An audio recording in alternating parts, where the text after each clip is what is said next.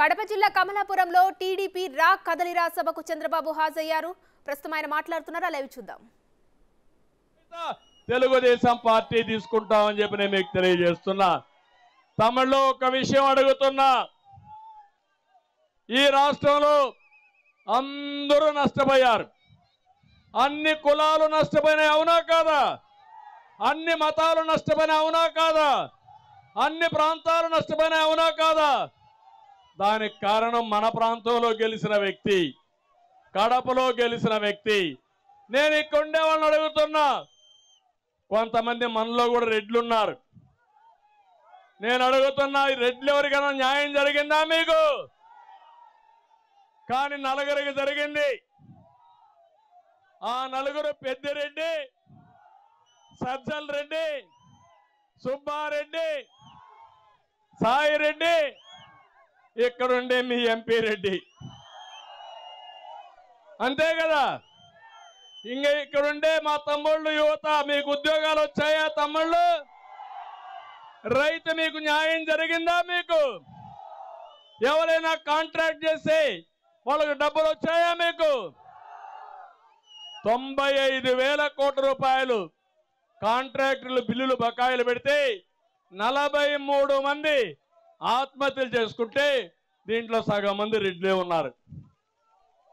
బాధ అనిపించదా మీకు? కులం పరిపాలన ఇవ్వదు, కులం మన మంచి చేయదు, మతం మనకు దారి చూపించదు. సమర్థవంతమైన పాలనే మన జీవితాల్లో వెలుగు తీసుకొస్తుంది. అది ఆలోచించమని మిమ్మల్ని కోరుతున్నా. అందుకే మిమ్మల్ని అందరినీ తమ్ముళ్ళు, అలాంటి వాళ్ళంతా కూడా క్లబ్బుల్లో డ్యాన్సులు చేసుకుంటారు. నేను వాళ్ళ విషయాలు మాట్లాడను. జగన్మోహన్ రెడ్డి మాట్లాడుతూ ఉంటాడు, ఉదయం లేచి మొదలుకొని సామాజిక న్యాయం అని. అరిగిపోయిన గ్రామ్ ఫోన్ రికార్డులుగా ఊకదంపుడు ఉపన్యాసాలు ఇస్తూనే ఉంటాడు. దీనివల్ల మీరు ఒకసారి చూస్తే నష్టపోయింది బడుగు బలహీన వర్గాలే. ఇక్కడే మీరు చూడండి, ప్రొద్దుటూరులో నందం సుబ్బయ్య అవినీతి పైన పోరాడాడు, శవమై తేలాడు. ఇది సామాజిక న్యాయం. ఆ కుటుంబాన్ని ఆదుకున్నది తెలుగుదేశం పార్టీ. 25 లక్షల రూపాయల ఆర్థిక సహాయం చేసి కష్టంలో ఉన్న నా కుటుంబ సభ్యుడిని ఆదుకున్నాం. ఇంకో పక్క బాపట్లలో బీసీ బాలుడు అమర్నాథ గౌడ్ని సజీవ దహనం చేశారు. చేసిన నేరం ఏంటంటే, మా అక్కని వేధించొద్దని అడిగితే నువ్వు మాకు చెప్తావా అని వాడిని చంపే పరిస్థితికి వచ్చారు. మీరు ఇంకొక పక్క మీరు చూస్తే కాకినాడలో దళిత డ్రైవర్ చంపి అతని శవాన్ని ఇంటికి పంపించారు, డోర్ డెలివరీ. అలాంటి ఎమ్మెల్సీని ఈ ముఖ్యమంత్రి పెద్ద మనిషి పక్కన పెట్టి ఊరేగుతున్నాడు. ఇది సామాజిక న్యాయమా అని మిమ్మల్ని అడుగుతున్నా.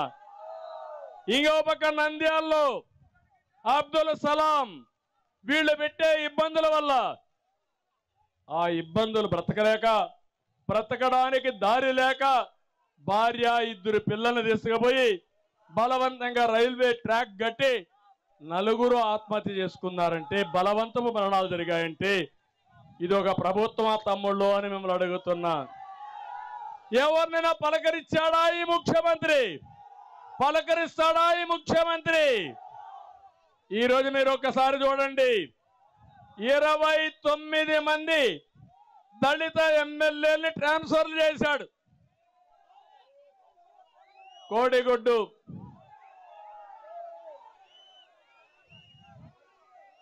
మా తమ్ముడు చెప్తున్నాడు, ఇరగమరెడ్డి, తిరుపాల్ రెడ్డి, సీఎం బంధు నా భూమి కబ్జా చేశాడని మా తమ్ముడు అక్బర్ బాధపడుతున్నాడు.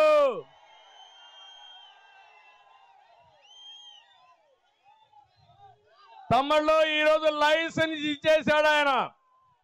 మీ భూమి ఎవడు కబ్జా చేసినా మీకు న్యాయం చేయడు. కబ్జా చేసిన వాడికి న్యాయం చేస్తాడు. అందుకే ఇప్పుడు సర్వే చేశాడు, జలగన్న సర్వే. ఆ జలగన్న సర్వేలో మీ భూమి వేరే వాళ్ళ పేరుతో వెళ్ళిపోతుంది ఇప్పటి నుంచి. దీనికి కొత్తగా ఇంకొక చట్టం తెచ్చాడు, భూభక్షణ చట్టం. ఆ చట్టం అమల్లోకి వస్తే ఇంక మీరు గోయిందా ఇంకా అప్పీలే లేదు. ఇప్పుడే లాయర్లు చెప్పారు, ఈ సర్వే లోపభూయిష్టం, దీనివల్ల లాభం లేదు. మీ భూమి నాదిగానో నా భూమి వేరే వాళ్ళదిగానో, లేకుంటే వాళ్ళకి అవసరమైతే 22A పెట్టి ప్రభుత్వ భూములు కొట్టేసే ప్రయత్నం చేస్తున్నారు. ఈ భూరక్షణ చట్టం సమాజానికి చేటు తీస్తుంది. నేను అందుకే హామీ ఇస్తున్నా, ప్రభుత్వం వస్తానే భూరక్షణ చట్టాన్ని ఆపి మీ ఆస్తులు కాపాడే బాధ్యత తెలుగుదేశం పార్టీదని చెప్పి నేను మీకు తెలియజేస్తున్నా. ఎంత దుర్మార్గుడు తమ్ముళ్ళు! మీ పట్టాదారు పాస్బుక్ ఉందా? దాని మీద బొమ్మ ఎవరిది? ఎవరిది బొమ్మ? ఏం మీ నాన్న తరపున బంధువా? మీ తల్లి తరపున బంధువా? మీ దూరపు చుట్టమా? మీ యొక్క ఆస్తి పైన ఆయన ఫోటో ఏంటి తమ్ముళ్ళు? ఫోటో పిచ్చోడు కాకపోతే. ఇంకో పక్క మీ భూమి పక్కన సర్వే రాళ్ళు వేశాడు. ఆ సర్వే రాళ్ళ పైన బొమ్మ ఎవరిది? అంటే మీరు ఆ పాపిష్టి ముఖం చూస్తానే ఉండాలా ఎప్పుడు. అందుకే అడిగా, రా కదిలిరా. ఈ పీడ విరగడ చేయాలంటే అందరూ సమిష్టిగా పోరాడాలి. నేను అడుగుతాను, ఇంకా భయపడతారా మీరు? పిరికితనం ఉందా అని మిమ్మల్ని అడుగుతున్నా. భయపడితే భయమే మనల్ని చంపేస్తుంది. ఎదురు తిరిగితే న్యాయం జరుగుతుంది. సిద్ధమా మీరు అడుగుతున్నా? 5 సంవత్సరాలు పరిపాలన చేసి ఒక్క ఎమ్మెల్యే తప్పు చేసినా చెప్పకుండా ఈ ఎమ్మెల్యేల కథంతా చెప్తాను ఎట్టున్నారని ఒక్కరిని కూడా మందలించకుండా ఇప్పుడు వచ్చి ఏమీ తెలియని నంగనాచమారిగా ఆయన తప్పు చేశాడు ఎమ్మెల్యే, ఆయన తీసేస్తా. ఈయన తప్పు చేశాడు ఎమ్మెల్యే, ఈ ఊరు నుంచి ఇంకొక ఊరికి మార్చేస్తా. ఒక ఊరు చెత్త, ఇంకొక ఊరు బంగారం అవుతున్నా తమ్ముళ్ళు. చెత్తే కదా. ఆ చెత్త ఎక్కడ వేయాలి? గార్బేజ్లు వేయాల. అవునా కదా? డంపింగ్ ఆడు. మా తమ్ముడు చెప్తాను, డంపింగ్ ఆడు వేయాలని. డంపింగ్ యార్డ్లో వేయాలని చెప్తా, మీ ఇంట్లో వేస్తానంటాడు. దానికి మీరు సిద్ధమా అని మిమ్మల్ని అడుగుతున్నా. అందుకే మిమ్మల్ని అడిగేది, మనలో చైతన్యం లేనంత వరకు ఈ పెద్ద మనిషి చెప్పిన తప్పు చెప్పకుండా కళ్ళార్చకుండా చెప్పేసి మనల్ని మోసం చేస్తాడు, దోపిడీ చేస్తాడు. ఒక్క విషయమే చూడండి, మనం ఒక కూలి మనిషి అయినా సరే, చిన్న కుటుంబం, అన్న చెల్లెలు ఉంటారు, 2 ఎకరాల భూమి ఉంటుంది. ఏం చేస్తారా మీరు? 2 ఎకరాలు నువ్వే కొట్టేస్తావా? ఇద్దరు సరిసగం తీసుకుంటారా లేదా? అవసరమైతే ఆ 2 ఎకరాలు అమ్మి ఆ అమ్మాయికి పెళ్లి చేసి ఒక అయ్య చేతిలో పెడతారా లేదా మీరు? ఈయనేం చేశాడు? ఏం చేశాడు? చెల్లికి న్యాయం చేయలేని వాడు నీకు నాకు న్యాయం చేస్తాడా? ఏం అమ్మలారా అక్కలారా మీరే ఆలోచించండి, చేస్తారా మీకు న్యాయం? ఎక్కడికి పోతున్నా నాకు అర్థం కాలేదు. జగనన్న బాణం ఇప్పుడు రివర్స్ గేర్ లో వస్తా ఉంది.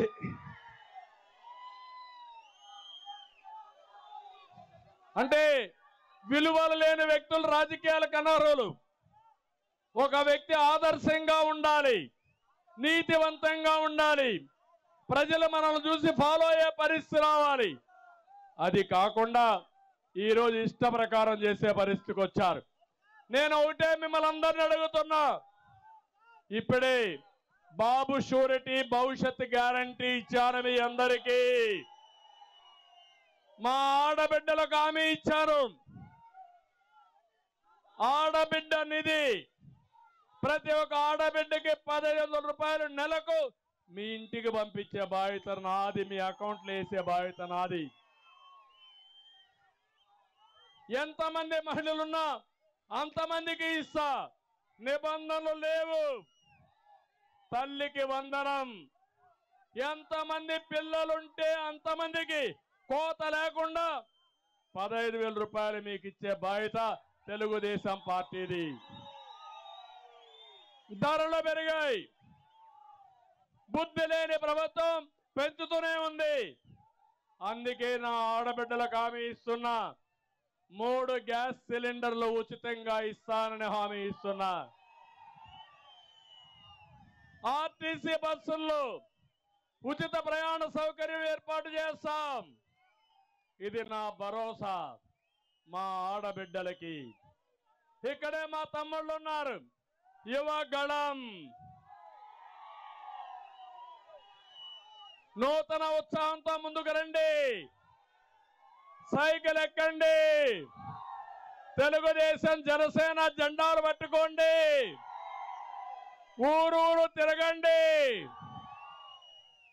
ఈ రాష్ట్రంలో రా కదిలిరా మెసేజ్ని ప్రతి ఒక్కరి గుండె చప్పుడుగా మీరు వినిపించండి.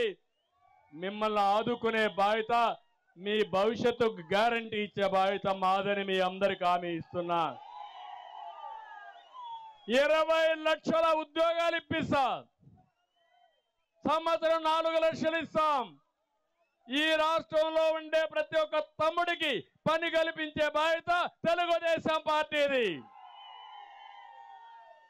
ఇంకో పక్క 3,000 రూపాయలు నిరుద్యోగ భృతి ఇస్తామని చెప్పి కూడా మీ అందరికి హామీ ఇస్తున్నా.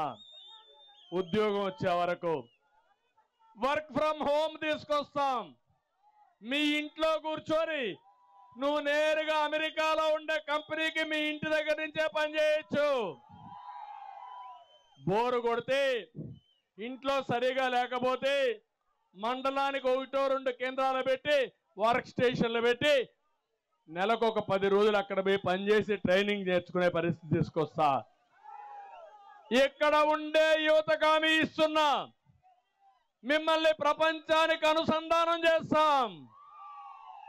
మీ భవిష్యత్తుకు గ్యారంటీ ఇస్తాం. అయితే రేపు రాబోయే ఎన్నికల్లో 82 రోజులు నా కోసరం మీరు పనిచేయండి. నా కోసరం కాదు, మీకోసరం, మన కోసరం, రాష్ట్రం కోసరం మీరు పనిచేయండి. మిమ్మల్ని అన్ని విధాలు ఆదుకునే బాధ్యత మాదని మీ అందరికీ హామీ ఇస్తున్నా. రైతులకి అన్నదాత కింద ప్రతి ఒక్క రైతుకు 20,000 రూపాయలు ఇస్తాం. ఇంకో పక్క మళ్ళీ రైతు రాజ్యాన్ని తీసుకొస్తాం. ఇరిగేషన్ ప్రాజెక్టులు పూర్తి చేస్తాం. సబ్సిడీలు ఇస్తాం. రాయలసీమని ఒక హార్టికల్చర్ హబ్గా చేసి రాయలసీమ రైతాంగం మేటైన రైతాంగంగా తయారు చేసే బాధ్యత తీసుకుంటామని చెప్పి తెలియజేస్తున్నా. ఇది కాకుండా ప్రతి ఒక్క ఇంటికి సురక్షిత మంచినీళ్లు కొళ్ళాయి ద్వారా 24 గంటలు ఇచ్చే కార్యక్రమానికి శ్రీకారం చుడతాం. ఇది కాకుండా ఈరోజు నేను ఒక కొత్త కార్యక్రమానికి శ్రీకారం చుట్టాను. అదే కుటుంబ వికాసం. సంస్కరణ ద్వారా సంపద సృష్టించాం. కుటుంబ వికాసం ద్వారా జన్మభూమి స్ఫూర్తితో పైకొచ్చిన ప్రతి ఒక్కరూ ఒకరినో అంతకంటే మించి ఉండే వాళ్ళని మెంటరింగ్ చేసి వారికి సహాయం చేసి ఆర్థికంగా పైకి తీసుకొచ్చే కార్యక్రమాన్ని ఆలోచిస్తున్నా.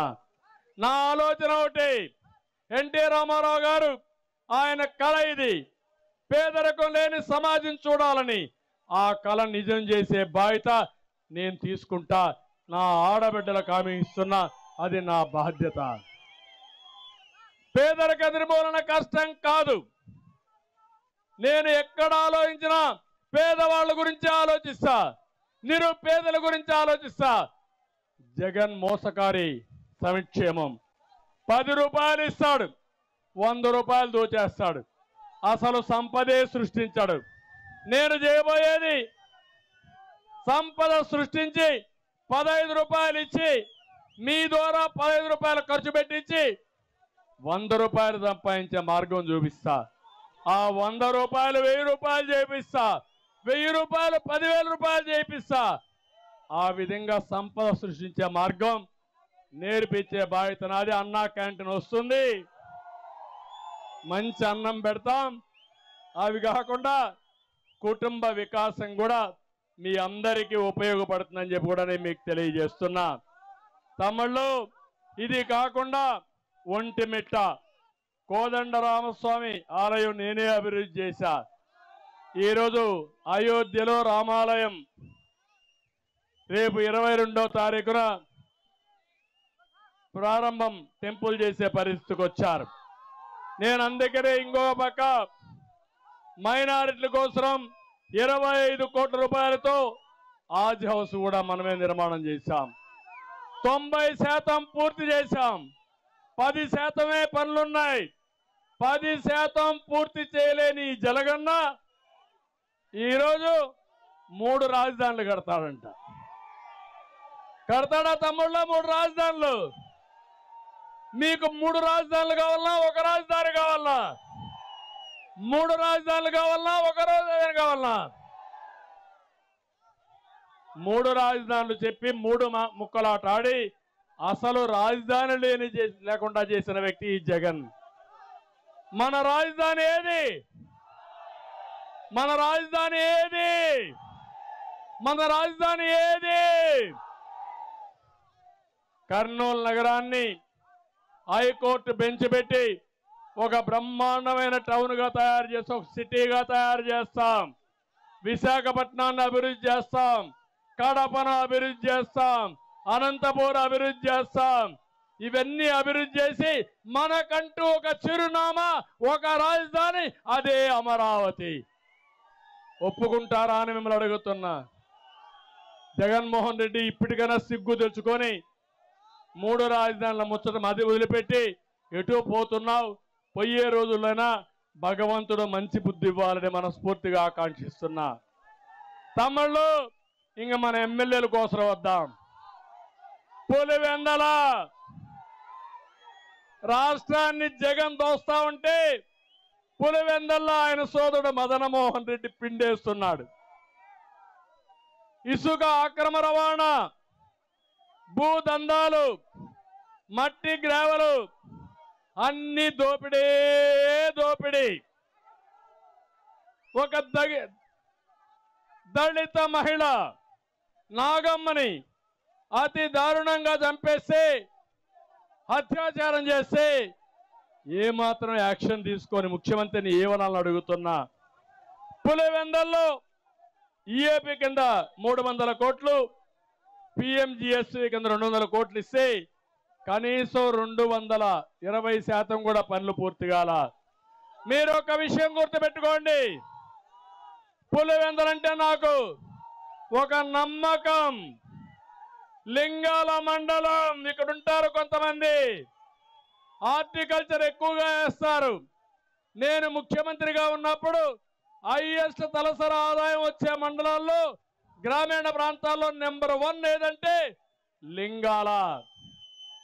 నేనుంటే ఈ కడప జిల్లా నెంబర్ 1 జిల్లా చేసేవాడిని. ఈ జగన్మోహన్ రెడ్డి వచ్చి లాస్ట్కి తీసుకుపోయాడు. జమ్మలమడుగు ఎమ్మెల్యే, ఇతనికి పేరు డాక్టర్ గాని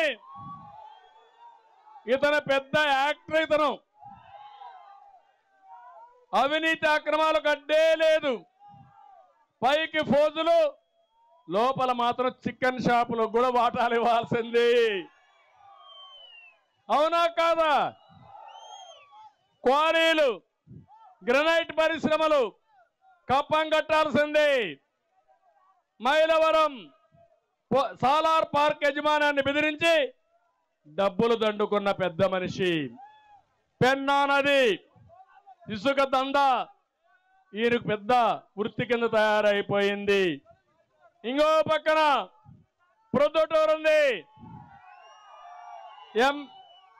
ఎమ్మెల్యే బెట్టింగ్ ప్రసాద్.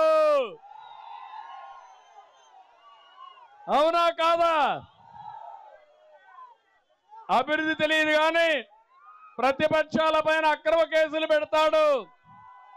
బీసీ నేత నందన్ సుబ్బయ్యని పొట్టన పెట్టుకున్నాడు. ఆయన ఆత్మ ఇక్కడే తిరుగుతా ఉంది. ఈ బెట్టింగ్ ప్రసాద్ని చుట్టుముడుతుంది. తప్పకుండా అతన్ని అంతం చేసే వరకు ఆ ఆత్మ శాంతి కలగదని చెప్పి కూడా నేను మీకు తెలియజేస్తున్నా.